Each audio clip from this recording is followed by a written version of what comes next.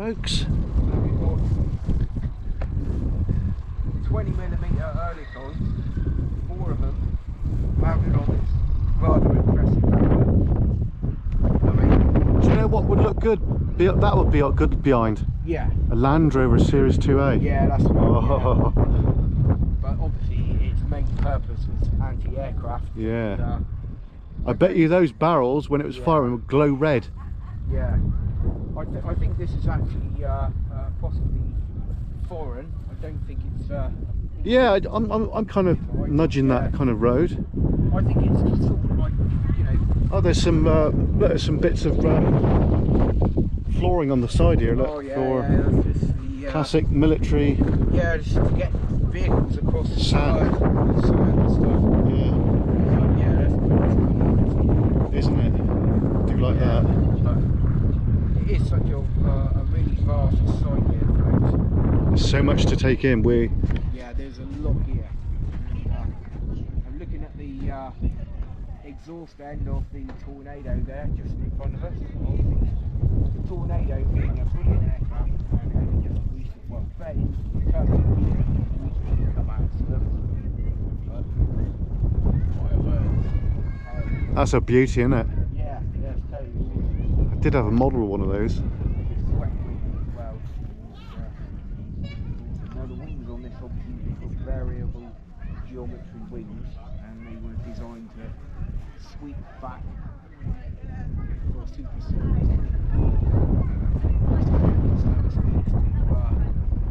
front there. I can see we can go in the Hawker Hunter, maybe. Righto. Yeah, but Okay, see you. All good? yeah. Oh wow, look at this. Wow. Quite a lot to see in here. Oh yeah. Magic. Head round that way. Great. Okay. Any of the cockpits that are open if you want to. Fabulous. Thank you. Inside or climb in, you're welcome. Yeah. Brilliant. Thank you very much. Okay. Wow, look at that. This is a very, very early naval jet aircraft. Yeah, that is awesome, isn't it? I think they were, you know, well, not 1951. So these were like Suez Canal era. Yeah. There's actually one of these. I think it's not sure if it's a real one or a replica of it on the gate at RNAS Coldrose. Yeah. I've seen that one. Being RNAS Coldrose. Do you want to go up and... I'm going to try not to film other people if I can help it. Yeah, that's what we're trying to do. Because it is a bit difficult. Yeah. Right then, so up the steps. So this is something I've never ever done before, and this is a personal first for me. You're about to get into the cockpit of the Seahawk, which is a very early 1950s shipboard jet fighter. Probably going to have to work. Lost the camera for a minute there. What, you don't want to do that? Wow. Here we go, folks. How about A that? bit of a mission It's a bit awkward, is to it? get in, yeah, but it's not too bad actually. Right, so here I am in the Seahawk, and wow. Obviously, I'm guessing here on the control column we've got this lever is usually for brakes. Usually for brakes on the wheels when the wheels are on the ground. Or now that's interesting. You see those little lift up tabs there? Is that for guns? Weapons control. Yeah. So I'm guessing could be either bombs or missiles or guns possibly. So yeah, so no handholds. Here we've got the gun sight here. I can just lift it up for a minute. This is basically the gun sight. It's very similar to what you get inside a Spitfire. It's like an optical gun sight. Has it got like a red X on it? I'm not sure. I think it was electronic on this one as well. And there's a gauge underneath there. You can I think for setting distance and direction and stuff. But it's just awesome. Yeah. Bottom top, yeah. And you've got max airspeed indicator, engine RPM, altitude, got your gyro compass there, and obviously then you've got your, I think these are flaps up, or degrees of flaps for adding drag. Flaps up, yeah. Fuel gauge. So obviously got 2 tanks of fuel, 2 fuel gauges, and also that's something to do with pressure.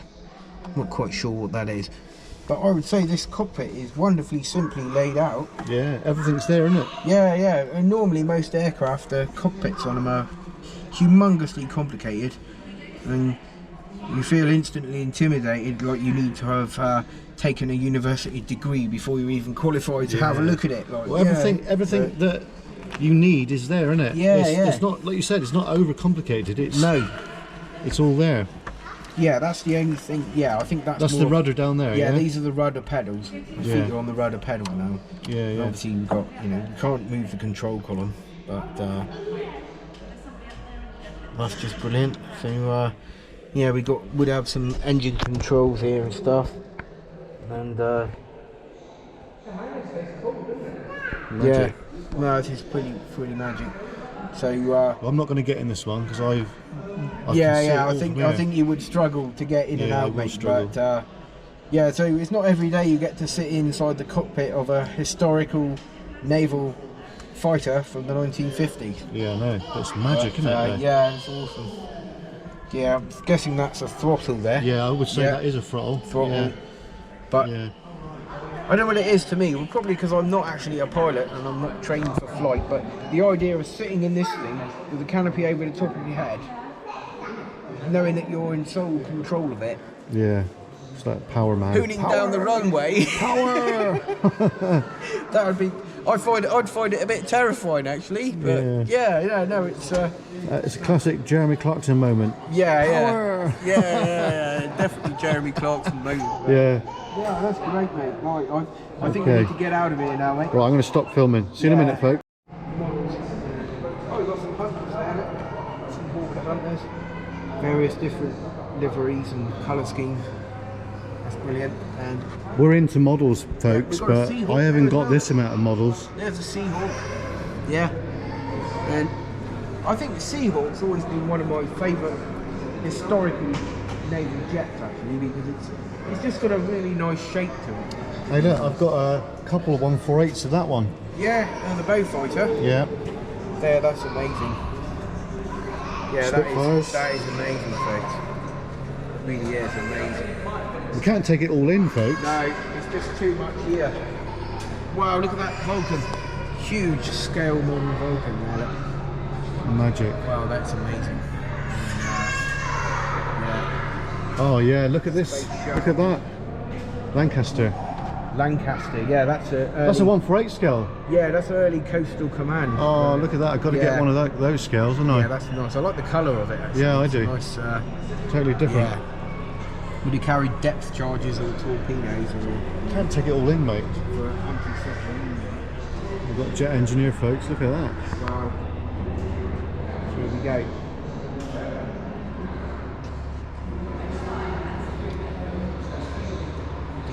Gyron Junior. I'd imagine that's quite an incredibly rare. Do you know what, mate? I bet you that if you got that all up and running, it would just run. Possibly, yeah. I mean, I think the critical thing would be things like the bearings. Oh yeah, of course, yeah. But they're so precision made, aren't they? Well, that's it. I mean, there's only one way things can go with a jet engine if it's not happy. Yeah, boom. Explodes. But yeah. There's another one there, folks. Yeah. Look at that. Flipping heck. Will it fit in your garage? Yeah, well, just about. Yeah. Put it on your motorbike. Awesome. Yeah, that'd be great. Yeah. Oh man, obviously, we're not doing it justice because we don't know what it's magic, isn't it? Absolutely. Oh, look at the motorbike, mate. Wow, look at the bike. What is it, Royal Enfield?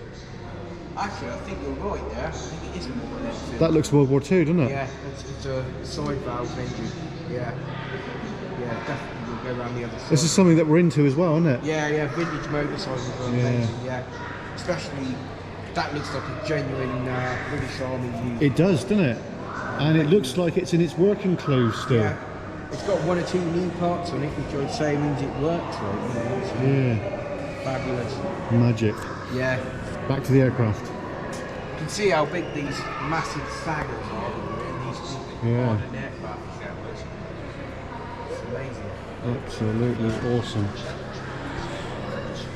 Well, look at this. We've got this dam diorama. busters. Yeah, the creation of the dam busters. Or the Myrna or the Ida Dam. Which I've got a reflection there. But Yeah. Oh, it's got traces as well, look. Yeah, look, they're simulated. Yeah, That's really good. it's a brilliant diorama. I've got a video playing here at the moment. And a telegraphist hangar, as well as its defensive wing. Oh, this is my favourite aircraft again. Yeah, Bowfighter. I Yeah, like the Bowfighter. brilliant.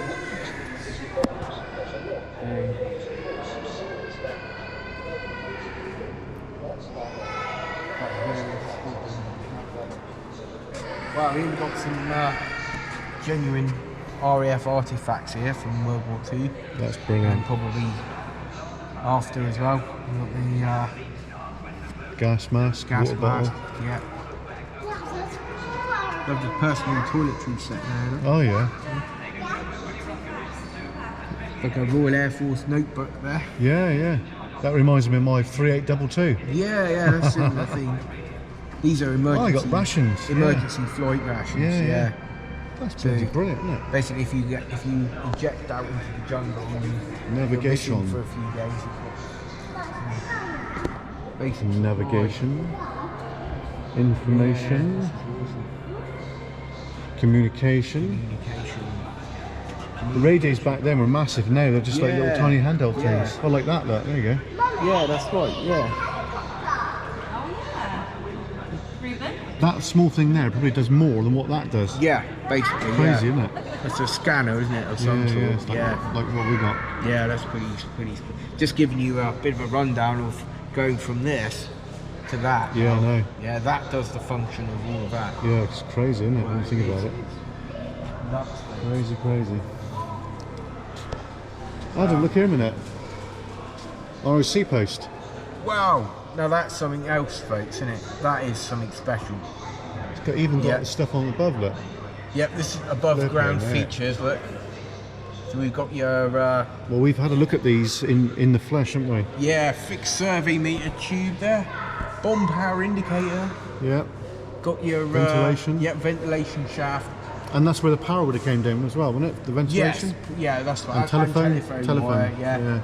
Or not power, but not telephone. power, telephone cables, yeah. You've got bomb power But you've also indicator. got the what ground zero indicator there, look, Yeah. which is A the piece of thing paper. you'd never ever see. So we go down the ladder then, folks. We've got the toilet there, just in there, and then through the door there we've got the batteries. And I think this is brilliant. This is actually the best way to explain a Royal Observatory post to anybody. It's on it, isn't it? It's It is. exactly as it is. Yeah. You've got your PDR M82 there, which has got the with the remote probe going up the FSM point Yep. there, and the teletalk, look there. Yeah. PT. And on the wall there, you would have had your what was it called again? The See that orange box? You got one of those? yeah, I've got the PDR M82, but I've got the handheld one. That one's the one with the removable Oh. probe. Yeah, right. Yeah. But it's the same device, basically. same thing. Yeah. Yeah. Bunk beds, air ministry bunks, even the vents there. Spot on. Isn't it? Yeah, that is a very, very incredibly well done model there. It You've is. got the jerry cans for the drinking water there, look. Yeah. See? Yeah. Shovel and a pick. That's Even a the bit. ventilation in the door, like the real thing. Shovel and the pick is a bit concerning, actually. Maybe implying you might have to one day dig yourself out. It's not a very good feeling, is it, really? No. But that is awesome. Yeah, what a bomb power indicator gauge yeah. on the wall there. Yeah. Little 12-volt light there. Oh, that's just brilliant. Now, I think if I had that model at home, I would have to engineer it so that the lights came on and, and actually... That's not impossible, is it? No, it's easily done. But we even got the sump pump there, look, coming out, and the sump at the bottom. Down at the bottom there. Yeah, what a brilliant... Absolutely brilliant. that is awesome. So we're moving on then. these different squadron crests. Yeah. Royal Air Force. Yeah. Air Crew Association. Absolute And magic. that one there is a special relevance. RNAS Cold Rose. Oh, good lord. Seahawk, HMS Seahawk. Yeah. Good lord. Wow, really, we've got some more. Wow, look at these motorbikes, folks. Oh, Wow, this place really has everything. It's brilliant. isn't it? Yeah. Motorcycles. Jeez. Modern Triumphs, like, yeah. Brilliant. Magic. Yeah. And we cater for steam engines as well. Railway stuff as well, yeah. That is absolutely brilliant. Ships. And ships. Yeah. Ark Royal, HMS Ark Royal. And we cater for Land Rovers too, look. Yeah. He's a bit of a Land Rover enthusiast. Oh, that's right, yeah. Yeah, pretty good. Magic. Magic. So we've got a pilot's Flying suits here now. Life preserver. Yeah. Immersion suit. Yeah, my father used to wear one of those when he was on crew in Sea Kings with the Navy. Yeah, they used to wear one of those. I remember seeing him wear one of those immersion suits. Yeah. The idea being it keeps you dry and keeps you warm, so you survive longer in the suit. Although that life jacket, how old would you say that suit is? All that kit there. That's fairly modern. Because I was going to say that life jacket is like the ones I got from my boat. Yeah. It's got like a cylinder in it, and you pull it, and it goes. Yeah. You know. I'd say possibly 1990s. Yeah, does look that way, doesn't it? But Yeah. like the flying suit as well. Magic. Helmet there. So we've got some Wow, helmets. look, now that's something new. Look at that. Oh, flipping one it, piece. yeah. I've never seen one like that before, have you? That's rather cool. Mind you, I've wore jumpers like that, haven't you? Yeah. Everybody's got the top half of it, the woolen pulley. But I'm guessing that's for extreme cold weather. Yeah. Yeah, coverall, undergarment. Never seen one like that before. No, that's pretty cool. It is cool. Oh, we've got Only just one concern with that, though. there's no peel. What would you do if you needed a wee? Yeah, You that's just the only pee thing. yourself. You've got an ejector seat there. Yeah. Now, the ejector seat, another wonderful British invention to the world, basically, designed by a chap called Martin Baker, and he was an Englishman, and of course, he designed and built the world's first ejection seat that was capable of saving a pilot from getting a pilot out of a jet. I mean, basically, we go back to the days of the first jet fighter in service in the Royal Air Force, which was the Gloucester Meteor. There was no ejection seat. And of course, unfortunately, because it flew faster than a Spitfire could, probably close to 700-800 miles an hour, there was no earthly way the pilot could get out of the bloody thing in an emergency. So, hence comes the Martin Baker ejector seat, which is a world's first and another brilliant British design. It is, yeah. I didn't know that. Yeah, so Bloody hell. So we've got some lovely. yeah, we've got some liners more there, models eh? here. This is So this is where they started the engines, isn't it? And all the gases went out here. that's right. Yeah. Yeah. This is the hangar that we're in. Basically. This would have been the aircraft would have been brought in tail first, and then obviously when the engines had started on the aircraft, obviously there would have been a tremendous amount of heat and fumes and unburned fuel going through the jet exhaust. And this would have allowed all of that to escape so that everybody wouldn't die of asphyxiation. Yeah, because it would be like, okay, Yeah. good night, Vienna. So you can imagine this would have been an aircraft or two, probably I would say room for one aircraft at a time in each hangar. You can pretty much see how big the Harrier is there. Yeah, so it does take a lot of room, doesn't it? So that it's probably two aircraft, yeah. two Harriers? Yeah, two Harriers possibly. Yeah. Yeah. One obviously starts at the first and wheels outside, and the other one is mobilised behind it. Yeah. But, yeah, so we're in this massive hardened aircraft shelter. It's magic, isn't it? Yeah, and these are Cold War, built for the Cold War. Yeah. And I think this is a first actually, because I think when I was in the air training corps, these were actually still in use. Yeah, they were when we was. We never got inside no, these. No, they were off limits to everybody. Yeah. But yeah, no way of knowing what else would have been there. Back then, it was money no object, Yeah, wasn't it? well, I was also told that some of these shelters were also used for storing nuclear weapons. Oh, look at that. Basically. Oh. Not just for storing them, like in Yeah. places. But, So you might end up glowing out of here tonight. bit of a myth really, that, folks. But We're going to be radioactive on the now. far side, you've got the, it's all part of the Ventilation. the ventilation. Yeah. Amazing. Even though this was built in the Cold War, it's actually still solid, isn't it? Yeah. Solid as a rock. Got another ejector seat here, look. Yeah, that's right. Well, this is something worth pointing out as well, because this is a very historical jet engine. This is one of the first British designed jet engines. Very, very similar to what would have been in the Gloucester Meteor, basically. Yeah. It's the world's first jet fighter. Well, the first British jet fighter, because we all know that the Germans beat us to it with the ME-262. Yeah. It's a very, very early design jet engine.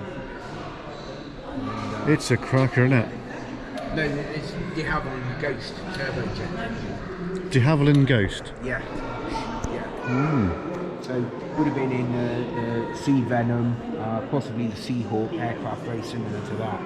But I think the unique thing about it is this radial tube pattern, Yeah. as opposed to the straight. Yeah, it does look like a radio engine, doesn't it? Yeah. A piston engine, in effect. But,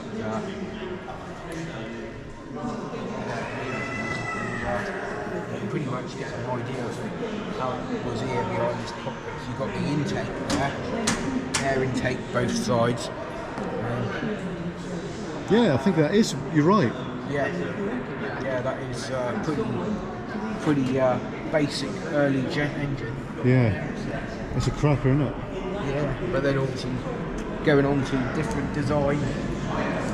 There goes another radio engine. Yeah, it's all about more power, folks. Yeah. Bigger, more power. Jeremy Clarkson moment again. Yep, nice ejection seat here as well. And, as I was saying in the camera when we were in there earlier, there's two different ways of deploying the ejector, or actually ejecting out of the aircraft. You've got this handle here, which you would pull if you can get your arms up high enough because of the G-force, Yeah. or if you could reach the top one, you have both hands in here, and this would pull down basically like a hood, which would come over the top of your helmet to protect your head Yeah. from debris from the canopy. Yeah, because the canopy would shatter, wouldn't it? Well, the canopy usually, Or just fly off. it varied from different aircraft. There were explosive bolts that were designed to, as soon as you pulled that ejection handle, Yeah. the explosive bolts would fire, which would jettison the canopy, and a momentarily delay between the ignition Yeah. rockets in the chair to go out, purely and simply to give the pilot time to be clear of the canopy. Yeah. But yeah, very scary idea. I mean, all over in seconds, mind. But Mind you, when I was in the Chipmunk, I had to wear a parachute. yes, And I had to sit on it. You had to use it. You had to sit on it. Right, You yeah. know? Yeah. I remember trying to walk with it. Yeah, it's like, it's like wiggling. Yeah, trying to walk with it. We got a piston engine here, look. Yeah, that's good. Ah, no, what this is a turboprop. Oh yeah. So we've got the two propellers driven by two jet engines. Oh, flipping heck, yeah. Very similar to the helicopters. Oh, this is from that aircraft. There was one down Flamboards like that, wasn't there? See that model there, look. Yeah. Can you see that model there, look? Yeah. There's one like that down Flamboards, That's right. on the air, look. See it? Yes, that's right. That's the double mamba. That's the Yeah. Fairy Gannet. I thought they had. Yeah. Do they have that here? Because there was one down at Flamboards, wasn't there? They might have a Fairy Gannet. I'm not sure, to be honest. That Bristol. yes, the double Sydney, mamba. So it was double mamba. Yeah, I see it there. Yeah, just seen it right there. look. Yeah, But the brilliant idea with this is it's 2 jet engines which are driving 2 different propellers. Yeah. But to save space, they are one Combined. behind the other, and they're 2 jet engines. Yeah, that's really clever though, isn't Yeah. it? And So a lot more efficient than Yeah. a piston engine. and I think you'll find one goes one way, one propeller goes in one direction, and the other propeller goes in the other direction. Yeah. So they're contra-rotating. I think That that's is what magic, isn't it? Yeah. But I think these my father, when he first got in the Navy, he worked on these things. 'Cause So he would know Yeah. every bit of it, wouldn't he? yeah. Basically, like the idea of the fairy gannet. Yeah. It was like having a Nimrod small enough to launch off of a carrier. Yeah. Did the same. So you need that extra power to go and get off. I mean, did the same sort of like anti-submarine and warfare and all about detecting enemy submarines, basically. Yeah. Also search and rescue as well, like finding somebody in the water, that sort of thing. Yeah. How much more efficient would you say that these propellers, this style of engine, is compared to a combustion engine? Well, I would say more power, definitely with jets. So more instant power. You're more power. Yeah. You've got a lot more torque as well. All right. You've got less to go wrong because you've got the jet engines, you've got the gearbox, Yeah. and also the Shackleton was basically like this. Yeah. Only four lots of 2 engines. Yeah. So loads of power. Yeah. Probably in terms of performance over the Lancaster, I'd say, well, different, completely different beast. Yeah. That is magic. Modernised, Absolute magic. yeah, it's pretty good. But it's like the jet engine is basically you got. Here, look, see, look here, look. These are the. Yeah, they're the fins. Yeah, because you've got air being squeezed down a tight space. Yes, there's a lot of force and there. Fuel being squirted in. Yeah. And ignited. So it's like, you know, when you blow on a hot ember. Yeah. Basically, that's The more what's you happening, blow on isn't it, the brighter it gets. Yeah. And then there's jet fuel being squirted in on that as well. Yeah. You get this huge combustion. Yeah, loads of out the force, back. power. Yeah. Power. And normally the turbines on jet engines are mainly used to start it. Yeah. You know. Yeah. And to assist with the air being drawn in to the engine to, you know. Yeah. For the combustion to take place. You cut out there. Like It's nice that they've cut this out like this. Yeah. Because it gives a real good idea Yeah. of what is actually going on. But this cutaway probably would have been done a long time ago. Yeah, I think so. Used to train technicians. Yeah. On Yeah. these aircraft engines. Yeah, definitely. It's nice that they've got it and they've got it here to. Yeah, it's because it shows you what's what, doesn't it? Yeah, it is absolutely brilliant. Absolutely. You've got a little model there of the fairy gannet. Yeah, there's one there as well. Look. Oh yeah, a little model there. Sit there, folks. Fairy gannet. So this engine that we were sitting on would have been in one of those. Look. This was another naval aircraft that was allowed the wings folded up on it. Oh yeah. To allow it to be stored and. Yeah, the one that Coldrose had Royal Navy on it. Yes. I do remember the wings being folded. I do believe. They were a naval aircraft. I think the Royal Navy was the only service that used them. Yeah. At the time, but Yeah. Magic. Yeah. Right. Where to now then? Right. What's that? We've got Nimrod. Something interesting over there. Yeah. Should we just have a break a minute? Yeah. Okay. To right gently. I don't know if anything. Okay, folks, we are in an aircraft. Look at this.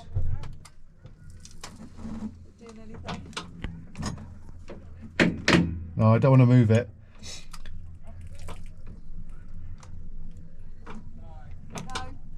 It's not. It's disconnected, is it?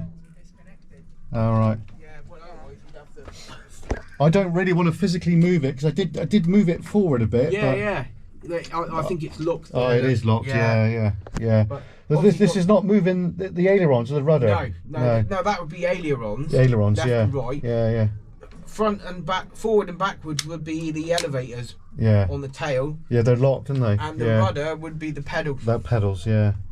Should we just give the pedals a go a minute? Yeah, you can. I think they do move a bit. My foot. Oh, watch out for the ejection handle. Yeah, fucking hell, no, don't say that.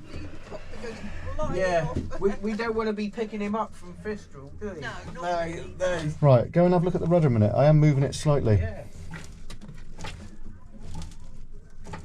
I think Yeah, I'm not going to force it because I don't want to damage anything. That is awesome. Isn't it just? Look at this, folks. Look at this. Look at where we are. Hey. Is it hot in there yet? Yeah, it's getting warm. Yeah, but it's have you tried the back seat? I'm now going there. Yeah, look, I'll come back in. We'll do a little. I'm rolling right now, mate. I'm rolling.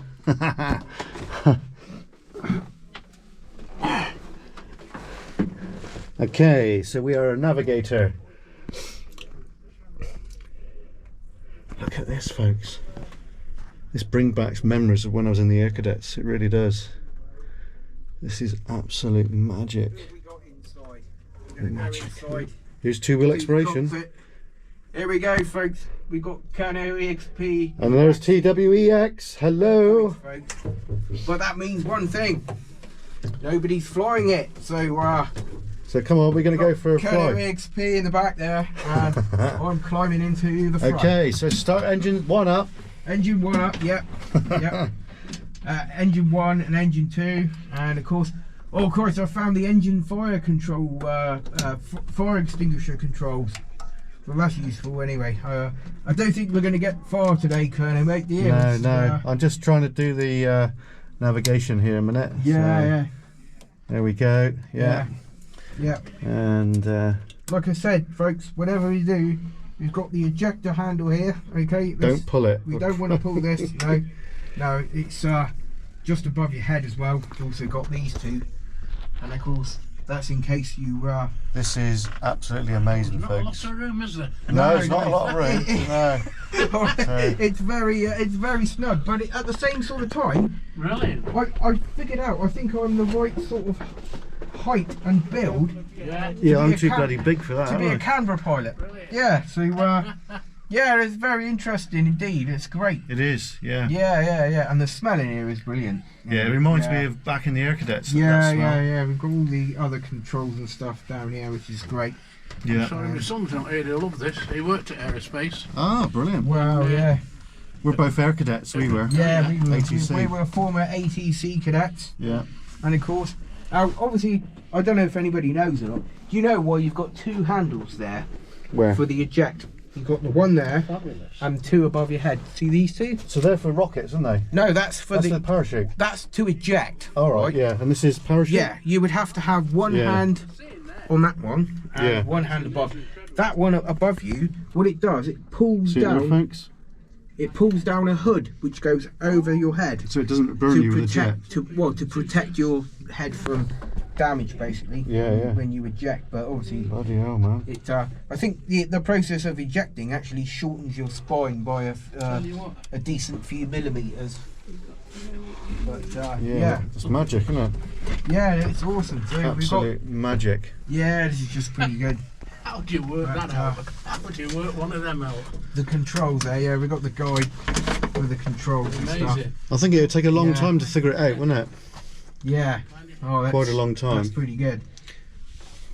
It's definitely getting warm in here now. Yeah, I think we should vacate. We'll vacate, right? We'll Yeah. film you going out, Captain. Right on. Here we go. I'm determined not to bang my head this time. Yeah, just take it steady. I've missed it. Don't panic, don't panic. Brilliant. Okay, folks, we'll meet you inside the hangar. See you in a minute. Go and have a look inside, and unfortunately I can't open the door. I don't know what the combination is, but I know we're not supposed to go in there anyway, so if you can lean over the hatch and take some pictures, then please feel free. The crew is 4. There's a pilot front on the left, co-pilot on the right, and then behind the pilot is the navigator, and behind the co-pilot is probably the most important person on board, who's the flight engineer. If you look at the cockpit instruments for the pilot and co-pilot, you'll actually see that there's very little by way of engine instrumentation. In fact, there's 4 rev meters for each of the engines, centre at the top. Apart from that, there's no other engine instrumentation there, and that's because that's all the province of the flight engineer, who's got all the engine temperatures and oil pressures and goodness knows what else on his or her panel. The flight engineer also has a full set of throttles as well, so can actually regulate engine power through those. The flight engineer is the most important person on board because that's the person who deals with the air-to-air refueling function of this aircraft, and that's what the aeroplane is all about. It is just one big flying petrol station. Don't be confused by the fact that in every block of 3 seats there's 4 ashtrays. I doubt very much whether people were able to fly and smoke on this particular aeroplane when it was in military use. There's a signature on the ceiling just above the flight engineer's position. A guy called Ken Booth, he was the flight engineer on the final flight of this aeroplane when it came here from Bryce Norton in 2013. A couple of other signatures on this wall as well. You're actually sat in the first class compartment when this was a civil airliner. 15 seats for first class passengers. The only difference is that the seats would have been the other way round. The military like to fly their personnel facing rearwards, the reason being that in the event of an accident, it's probably the safest way to be sitting because the forces will push you back into your seat rather than forward into your lap belt. Not the method that's used by commercial airlines because people do not like flying backwards. Just in the same way that when most people get on trains, they go for the forward-facing seats, even though they're perhaps not the safest seats on board a train. Again, you get thrown forwards in the event of an accident. And it is a strange sensation flying backwards. If you can imagine sitting this way and the aircraft going into a steep climb after takeoff, then you're actually sort of leaning forwards in your seat against your seat belt, which just feels weird. So there we go.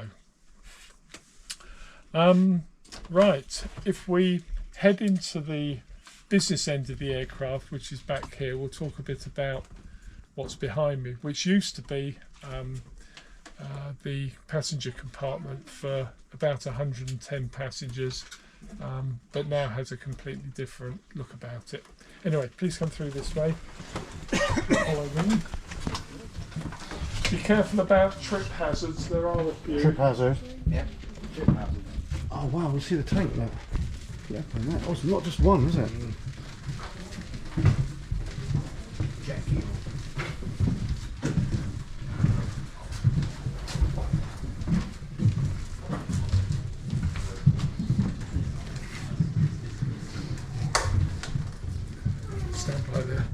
Stand by the escape hatch and get a bit of draft.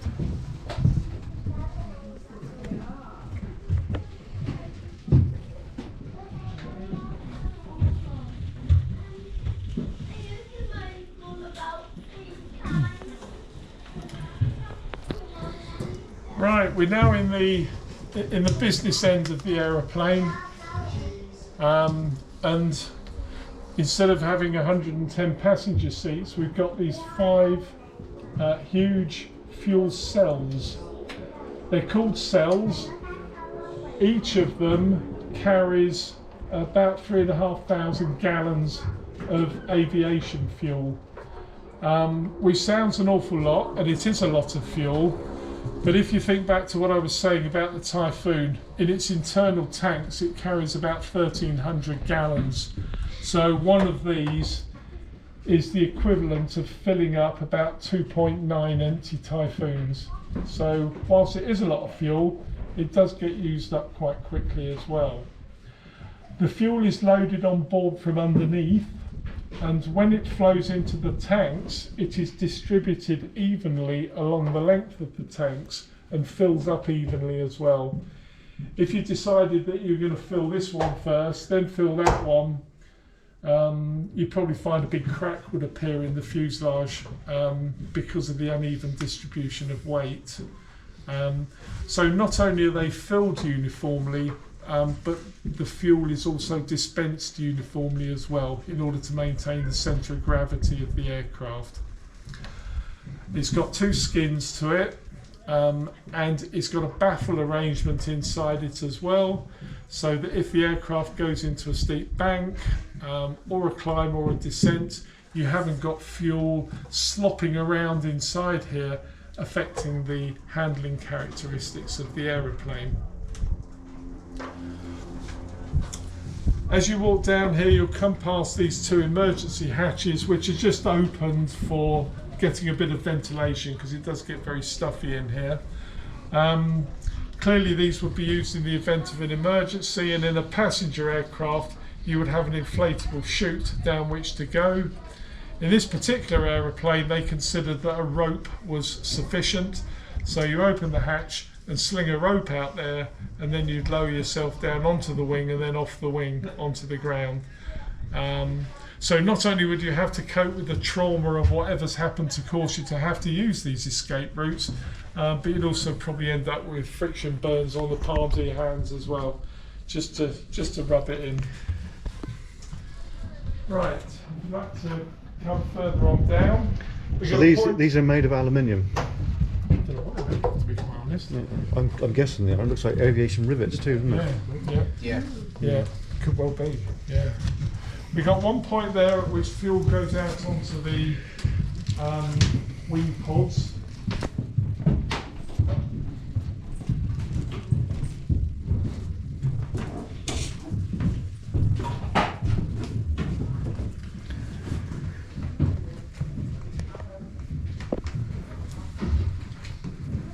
Perhaps you want to come through on this side as well. Yeah, that's good.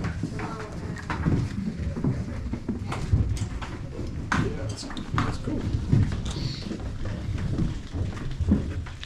I'm still rolling. Yeah. Right.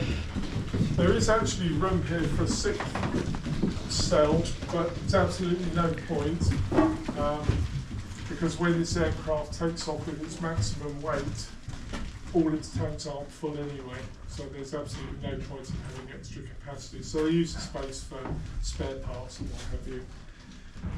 As you can see from this diagram here, there is fuel stashed away everywhere. So we've got fuel in the wings, we've got fuel in the fuselage below the cells, we've got the 5 cells themselves, and we've even got fuel in the tail fin of the aircraft as well. So an awful lot of fuel. There's 2 systems in operation. One is for the aircraft's own use, which are the red lines, so they head back to the engines and to the auxiliary power unit at the back there. There's also the blue lines, which are the lines down which fuel travels for air-to-air refuelling purposes.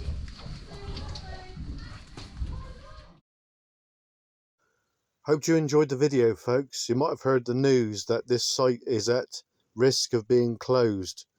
There is a petition. Could you sign it, please? So the Cornwall Council can't shut it. Anyway, see you soon. Cheers and gone. Till next time.